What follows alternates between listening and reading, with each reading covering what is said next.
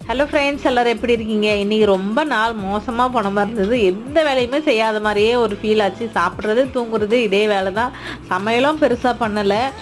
பாத்திரம் கழுவுறது, துணி துவைக்கிறது, இந்த வேலையெல்லாம் எப்போவும் நடக்கிறது. ஆனாலும் இருந்தாலும் ரொம்ப போர் அடித்த மாதிரி இருந்தது. ஏன்னா காலையில் எங்கள் வீட்டில் ஒரு 3 மணிக்கெல்லாம் கிளம்பிட்டாங்க விடிகாலையில். அதனால் ஒரு மெத்துங்க இருந்து சின்ன அவளுக்கு மட்டும் ஸ்கூல் டான்ஸ் ப்ரோக்ராம் இருந்ததுனால அவளுக்கு சப்பாத்தியை போட்டு ஜாம் வச்சு கொடுத்து அனுப்பிச்சிட்டேன். அதுவே எனக்கு போதும் அப்படின்ட்டு 2 நாளாக சப்பாத்தி கேட்டுருந்தேன். இந்த வெயில் நல்லா சூடுன்னு செய்யாமல் இருந்தேன். சப்பாத்தி ஜாம் தான் வேணும்னு கொடுத்து அனுப்பியாச்சு. மதியானம் எனக்கும் என் பெரியவளுக்கும் பொண்ணுக்கும் மட்டும்தான் சமையல்.